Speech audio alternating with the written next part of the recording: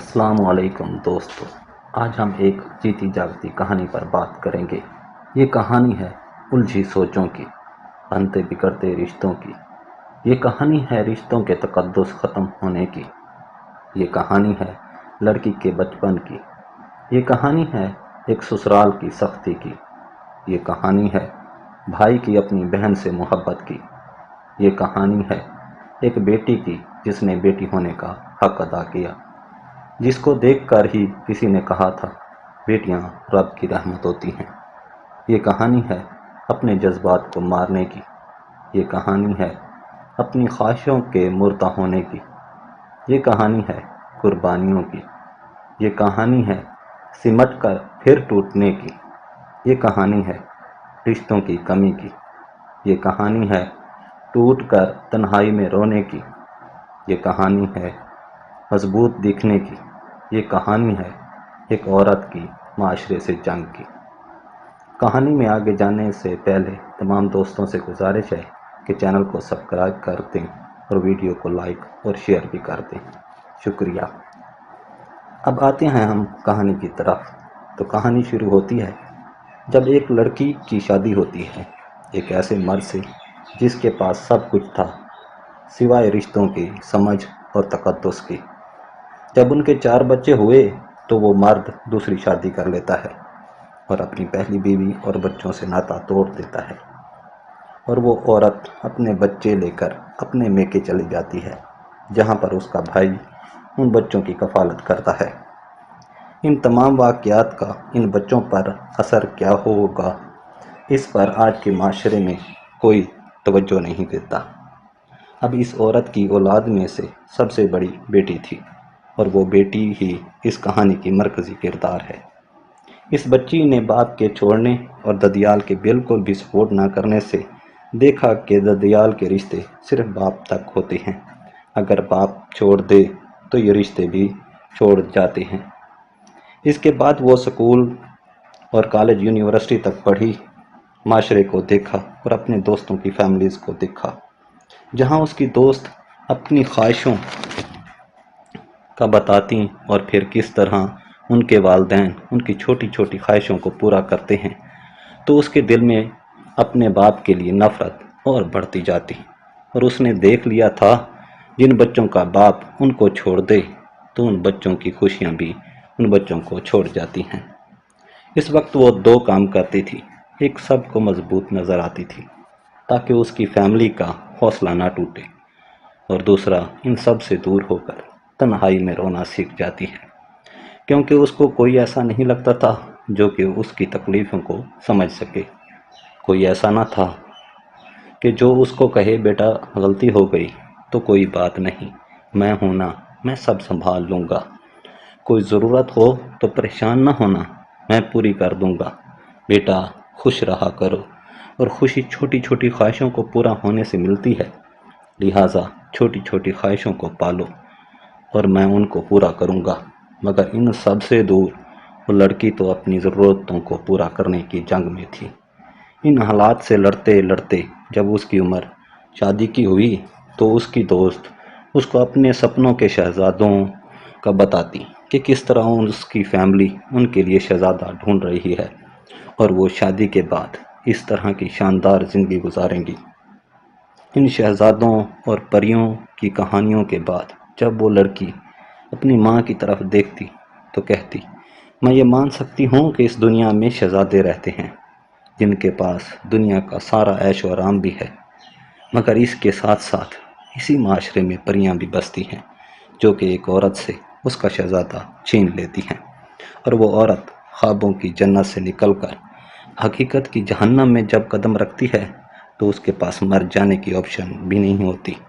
چھوٹی چھوٹی زندگیاں اپنے آنے والی زندگی کی ضروریات اور خواہشوں کا بوجھ اٹھائے اپنی ماں کی طرف دیکھ رہی ہوتی ہیں، اور ان بچوں کا قصور صرف اتنا ہوتا ہے کہ ان کے باپ کو اس دنیا میں پری مل گئی تھی، اور اس پری کی وجہ سے ان معصوم بچوں کی زندگیاں تباہ ہو گئیں۔ یہ وہ تجربات تھے جن کے درد میں اس نے زندگی کا ایک ایک لمحہ گن گن کر جیا تھا۔ اس نے نہ جانے کتنی راتیں ایسی گزاری تھیں جو ختم ہونے کا نام ہی نہیں لیتی تھیں۔ کتنے واقعات تھے جنہوں نے اس کو خون کے آنسو روایا تھا، کتنی دفعہ اس نے زندگی کو ہی اذیت سمجھا تھا اور وہ موت کی دعا کرتی تھی۔ انہی اذیتوں، تکلیفوں اور ترستی زندگی نے اس کو اتنا سخت کر دیا تھا کہ اس کو شادی لفظ سے ہی نفرت ہو گئی تھی۔ اس کو یہ معاشرہ کمزوروں کو دبانے والا، مظلوموں پر مزید ظلم کرنے والا، ہر معاملے میں اپنا فائدہ ڈھونڈنے والا لگتا تھا۔ انہی تکلیفوں سے گزر کر ایک دن ایسا آیا جو عید سے کم نہ تھا، جو تپتے صحرا میں بارش کی طرح تھا، پیاسے کے لیے پانی کی طرح اور مرتے انسان کے لیے زندگی کی طرح تھا، کیونکہ اس دن اس کی سرکاری نوکری ہو گئی تھی۔ اس نے اس دن خود سے وعدے کیے کہ وہ اپنے چھوٹے بہن بھائیوں کے لیے باپ کی کمی محسوس نہیں ہونے دے گی، ان کو وہ خوشیاں دے گی جن کے لیے وہ خود ترستی رہی ہے۔ اس طرح اپنے خوابوں، خواہشوں کو، ضرورتوں کو وہ مار کر وہ اپنی فیملی کی کفالت کرتی ہے۔ وہ اس اثناء میں یہ بھول گئی تھی کہ اس کائنات میں ایک قانون ہے جس کو قدرت کا قانون کہتے ہیں۔ اس قانون میں کوئی بہن باپ کی طرح بن کر اپنے چھوٹے بہن بھائیوں کے لیے قربانیاں تو دے سکتی ہے، مگر چھوٹے بھائی بہن بڑی بہن کو باپ کا درجہ نہیں دے سکتے۔ اور ایسا ہی ہوتا گیا۔ وہ باپ کی کمی کو پورا کرتے کرتے خود کو ان کا باپ سمجھنے لگی اور چھوٹے بھائی بہن اس سے آہستہ آہستہ تنگ آ کر نفرت پالنے لگے۔ اب اس نفرت کی بنیاد بے شک کسی کی بے حد محبت تھی، مگر نفرت تو نفرت ہے، اس نے تو اپنا رنگ دکھانا ہے۔ اور اسی نفرت نے اس کے چھوٹے بھائی بہنوں میں سے ایک نے اتنی جرأت پیدا کر دی کہ وہ اس نادان نے اپنی بڑی بہن کی قربانیوں کو فراموش کرتے ہوئے اس سے ہی اعلان جنگ کر دیا اور اس سے ناطہ توڑ کر کسی انجان کے ساتھ چلی گئی۔ اس کہانی کو یہیں روک کر میں ان لمحوں اور ان واقعات کی روشنی میں بات کرنا چاہوں گا جن کو ہم بہت معمولی سمجھ کر اگنور کر دیتے ہیں، اور وہی معمولی چیزیں زندگی میں آگے جا کر بہت بڑی آفت لے کر آتی ہیں۔ پہلی چیز تھی اس کی ماں کا رشتہ ختم ہونا اور اس کے باپ کا ان کو چھوڑ کر اپنی نئی بیوی کے ساتھ رہنا، اور ان کو اپنی پہلی بیوی کو اس کے میکے کے رحم و کرم پر چھوڑ دینا۔ اس معاشرے میں رشتہ ٹوٹنے کی وجہ کیا ہوتی ہے؟ قدرت کے قانون کے مطابق کسی قسم کے رشتوں میں عزت ہی ملتی ہے، اور کس طرح کے رشتے باعث زحمت ثابت ہوتے ہیں۔ اگر ہم لڑکی کی ماں کی بات کریں تو وہ اپنی بیٹی کے رشتے میں ان چیزوں کو ڈھونڈ رہی ہوتی ہے جس کی اس کو کمی محسوس ہوئی ہو، جیسا کہ اپنی شادی شدہ زندگی میں اگر کسی کی ساس سخت مزاج رہی ہو تو وہ لڑکے سے زیادہ اس کی ماں کے بارے میں انٹرسٹڈ ہوگی۔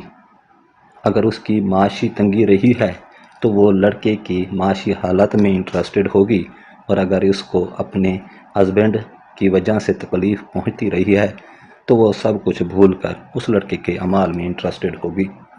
اب بات کریں کہ قدرت کا قانون کیا کہتا ہے۔ قدرت کا قانون کہتا ہے اگر کوئی والدین اپنی بیٹی کو بوجھ سمجھیں گے تو وہ شادی کے بعد بھی بوجھ ہی ثابت ہوتی ہے، اور اگر کوئی والدین اپنی بیٹی کی تربیت اور شادی کو فرض سمجھیں گے تو وہ باعث رحمت ثابت ہوتی ہے۔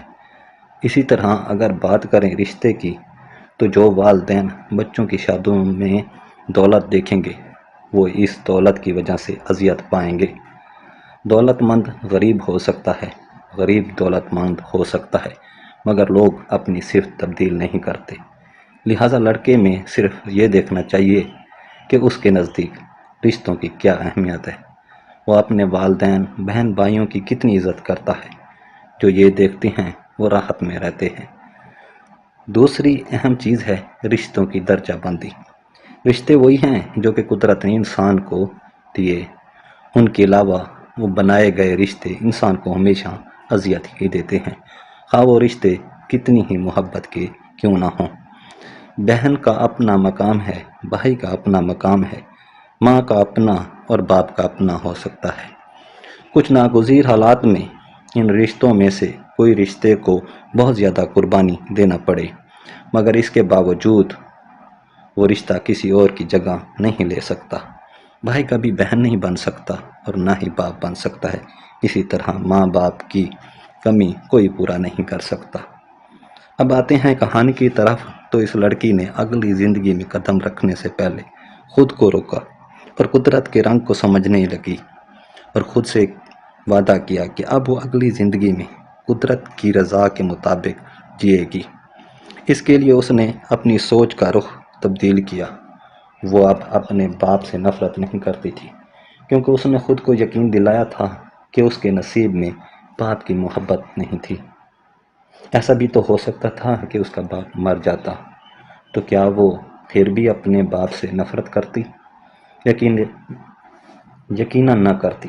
لہٰذا اس نے خود کو یہ سمجھایا کہ اس کا باپ مر گیا ہے، اور مردہ لوگوں سے شکوے نہیں کرتے۔ دوسرا، اس نے رب کی رضا میں راضی رہنے کا فیصلہ کیا، اور اس نے باپ کی جگہ چھوڑتے ہوئے بہن تک ہی رہنے کا فیصلہ کیا اور شادی کر لی، اور اپنے بہن بھائیوں کو رب کے حوالے کر دیا۔ بے شک سب سے بہترین کفالت کرنے والا وہی ہے۔ کہا جاتا ہے جب وہ